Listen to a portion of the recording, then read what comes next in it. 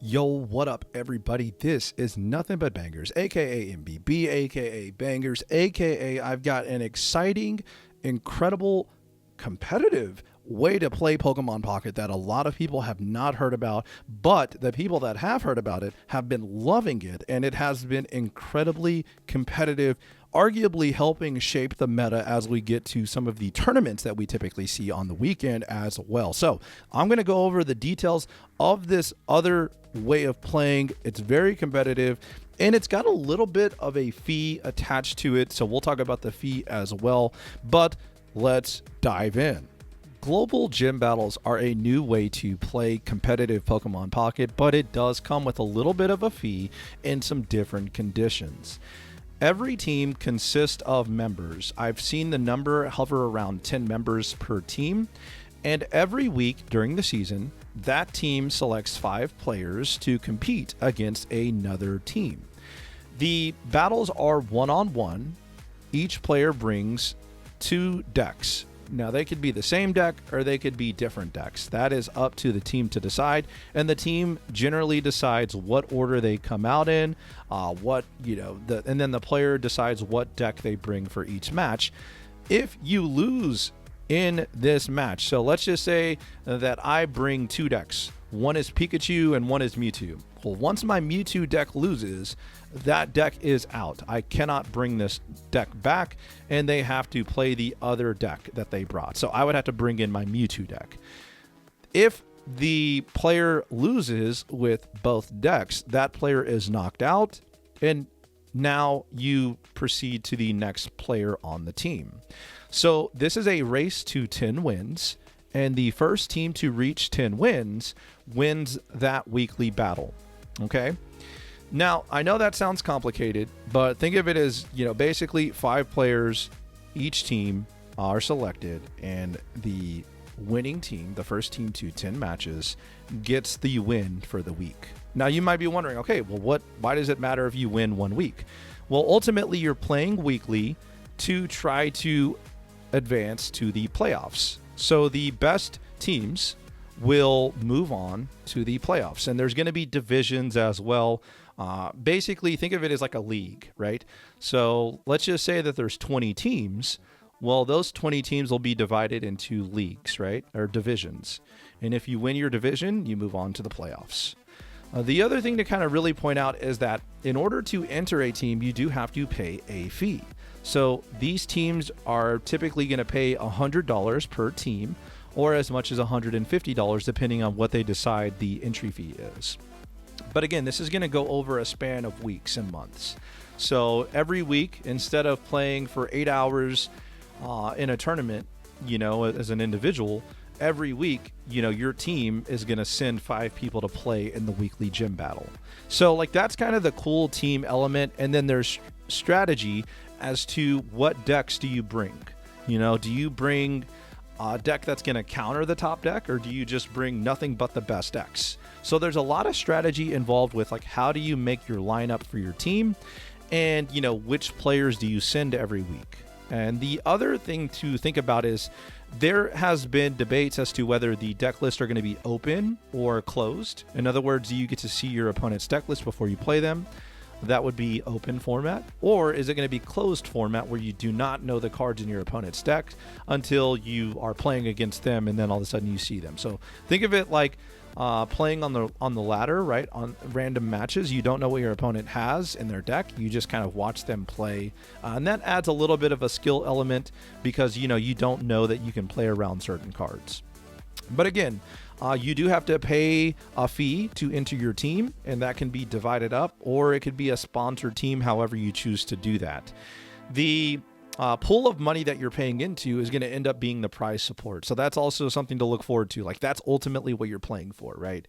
So you're hoping that your team does well enough to get to the playoffs, and then does well enough to earn back, their entry fee or more, and divide it up amongst the team. The weekly setup is that, hey, you will have your team submit a lineup, and they will play at the designated time. You're going to end up reporting the matches, and then, you're going to have to go ahead and make sure that you update your match count and all that, and you submit that to the moderators of the tournament. Now, I'm going to leave some of these things on the screen so you can read more of the details. But again, that's kind of the rough gist of how things work. Now, the other thing to look at too that some people may want to check out is that, again, there is a regular season that lasts about 10 weeks and then playoffs that last about 4 weeks. And there's an advantage to finishing at the top of your division. So there's a lot of things that kind of go into the way that this is set up, but this exact league has been set up in other card games as well that are mobile card games, and that is why we are seeing this be a thing in Pokemon TCG Pocket.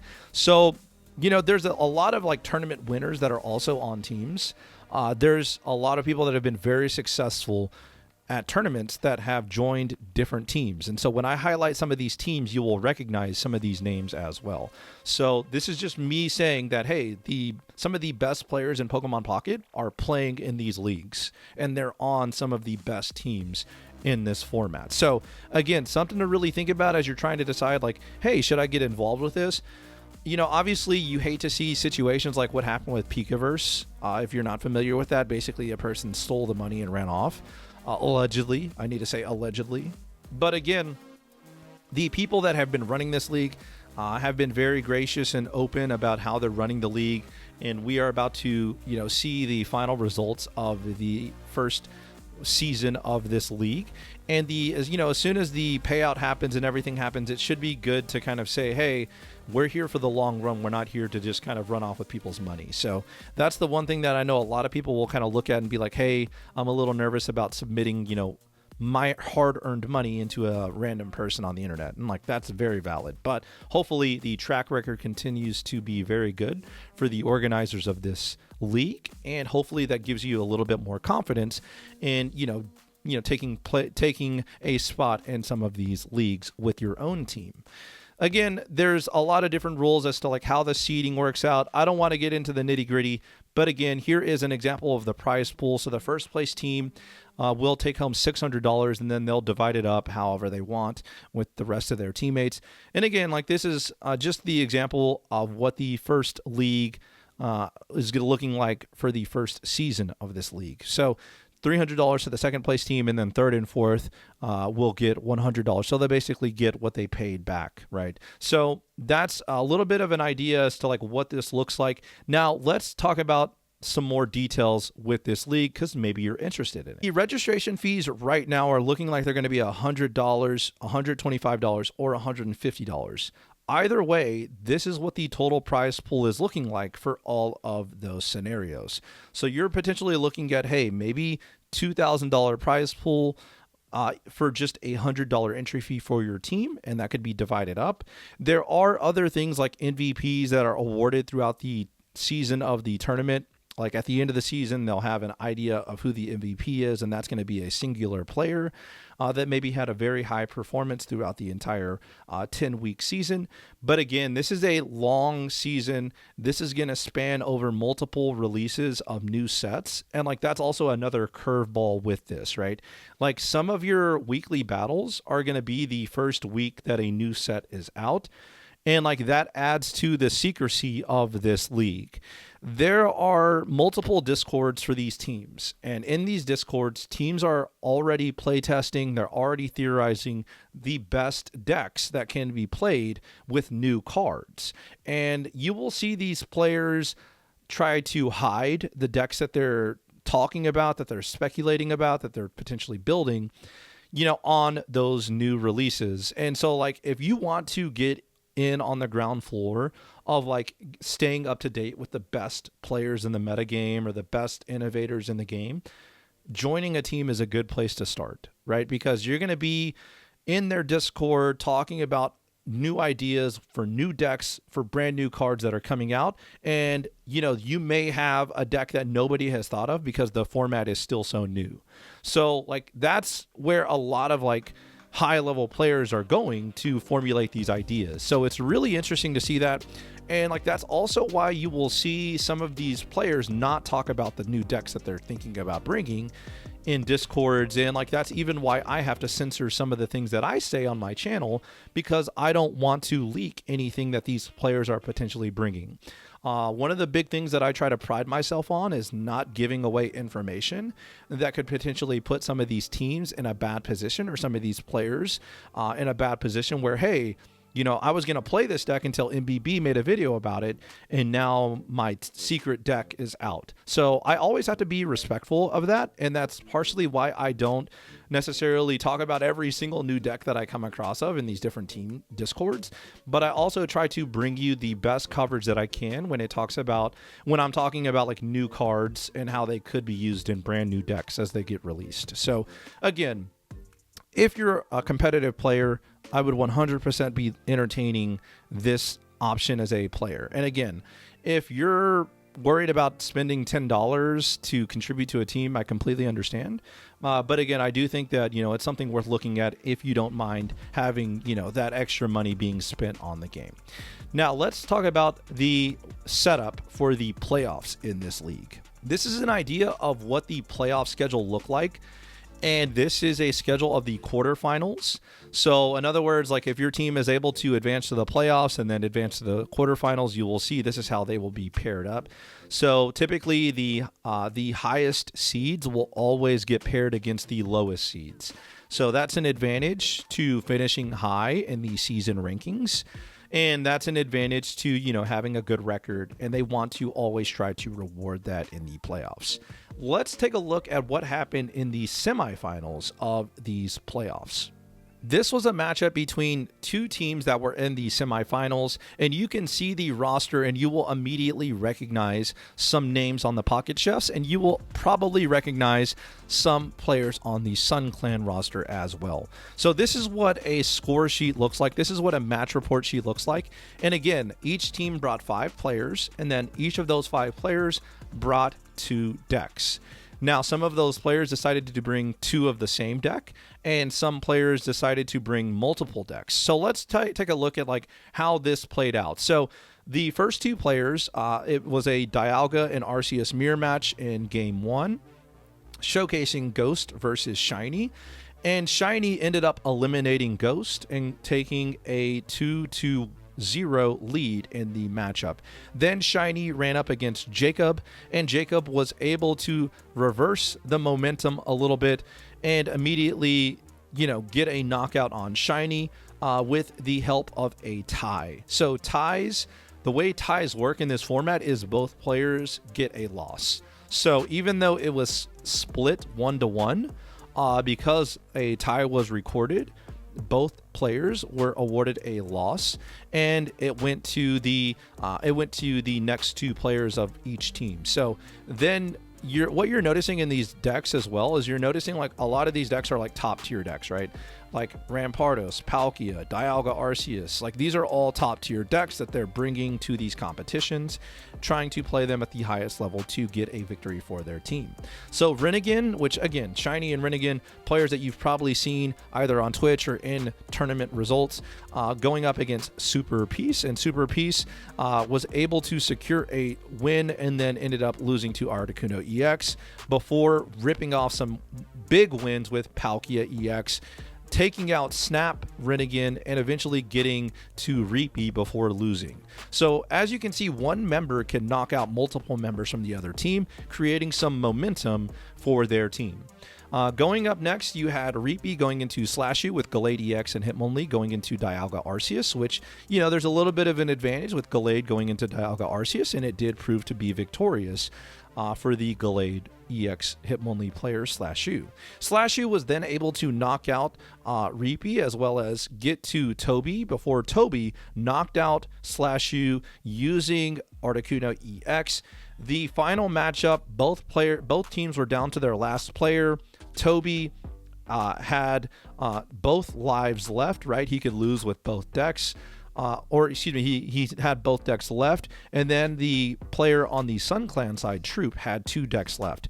So it came down to Articuno EX and Arceus Greninja versus Dialga Arceus and Palkia EX. So the way it worked out, Toby was able to secure a win with Articuno EX versus Dialga Arceus EX, but lost the next matchup of, we're assuming 18 trainer Articuno EX versus 18 trainer Palkia EX.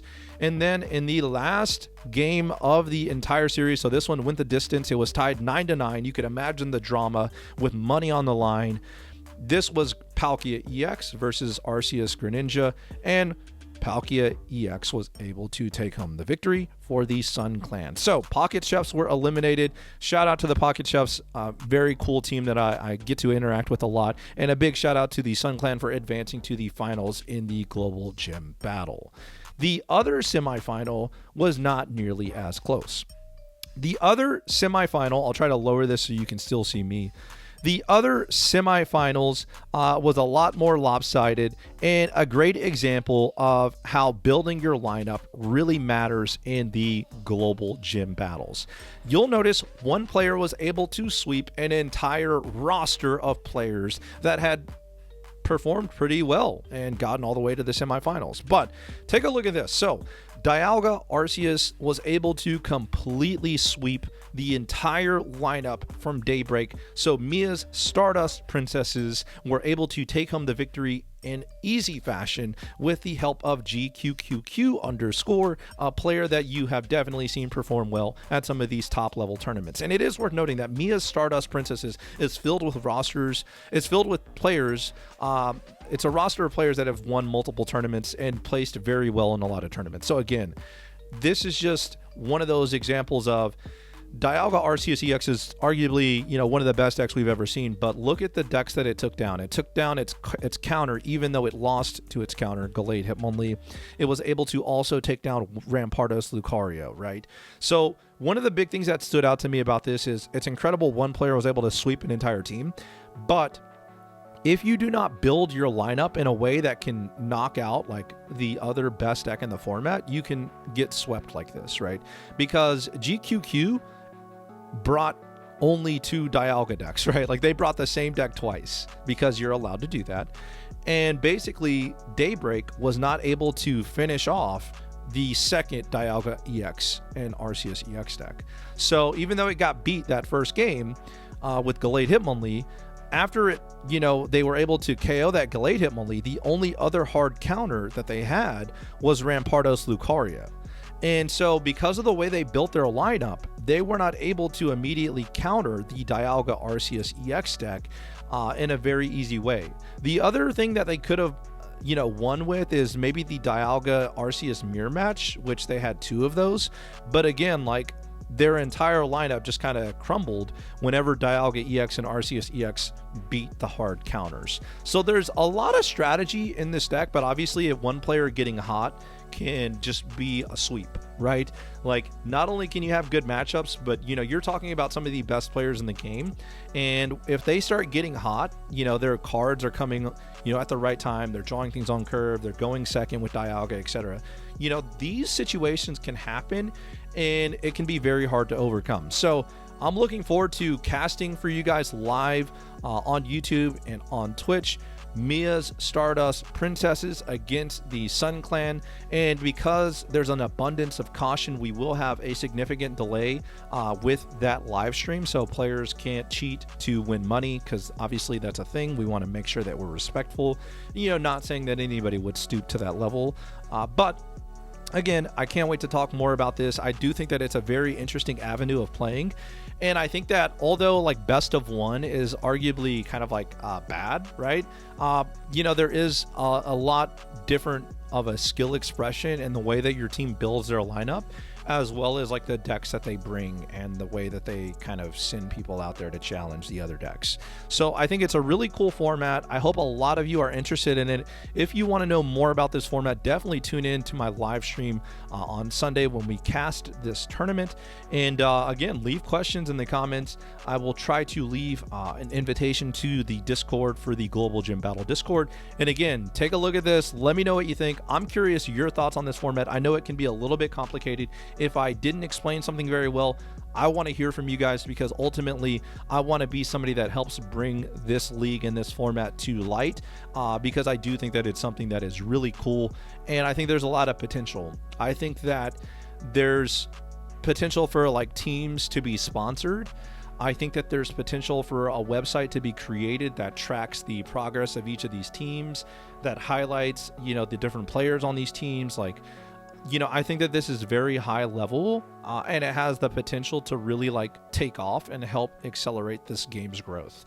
And it's a different alternative to tournaments because, you know, tournaments, it can be difficult for people to play 8 straight hours in a day, right? And like then the next day come back and play some more. This is going to be done on a different scale. Now, make no mistake, these team battles can go, you know, 2 to 4 hours, but, you know, you only need to play and show up for like your part. So like, you know, there's a whole different formula for how this works. And I think that speaking from a individual versus speaking from a team perspective is also worth noting. When you have a team of players that are dedicated to like playing the game and trying to learn and be the best that they can be as a team, I think that that's a really cool element. And I think that adding a team element to games like this that can feel a little bit solo, right? A little bit like one versus everybody. I think that that's a cool dynamic that should be looked at by a lot of players. And obviously a lot of top players are already doing this. So I hope that this grows. I do know that there's another league that's already started with this same kind of concept, and they're also doing prizes. So I hope that this continues to grow the game in a positive way and provide a different opportunity for people that maybe don't want to grind the tournament scene in a different way, but still be very competitive. So let me know what you think in the comments. And again, congrats to everybody that played in this league. Congrats to the top 4 finishers. And I can't wait to showcase the finals to you because I think that there's going to be some really good gameplay as well in the finals. So until next time, I will catch you later. Peace.